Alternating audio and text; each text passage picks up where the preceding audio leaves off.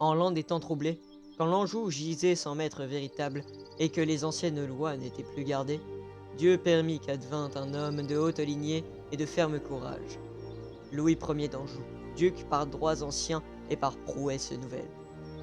Car il ne trouva point le duché en paix, mais en ruine et discorde. Les routes étaient sans sûreté, les bourgs sans défense, et les cœurs des hommes rongés par la crainte. Pourtant, Louis, saint de l'épée de ses pères, jura devant ses vassaux et devant le ciel de relever l'Anjou, fût-ce au prix de son propre sang. À son conseil siégeait Léopold de Croÿ, maître du conseil angevin et président administratif.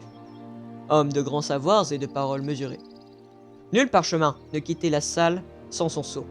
Nulle décision n'était prise sans sa sage délibération. Tandis que le duc guerroyait aux marches du duché, Léopold veillait à l'ordre dans les villes, à la levée des deniers et à la fidélité des serments. Mais l'Anjou ne fut point sauvé par les seuls nobles. Dans les campagnes et les faubourgs, un chevalier se leva, nommé Sir Aléric de la Ménitrée, loyaliste d'Anjou, et serviteur sans détour du duc Louis. Il rassembla les hommes valides, forgea des milices là où il n'y avait que des foules, et leur apprit à tenir la lance et le bouclier pour la terre qui les avait vus naître.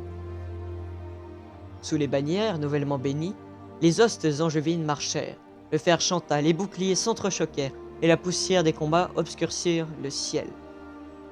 Louis Ier combattait en première ligne, reconnaissable à son aume frappé des armes d'Anjou, exhortant les siens par la voix et par l'exemple.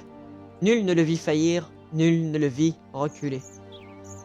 Après maintes batailles et longues veilles, les ennemis furent repoussés et les traîtres réduits au silence.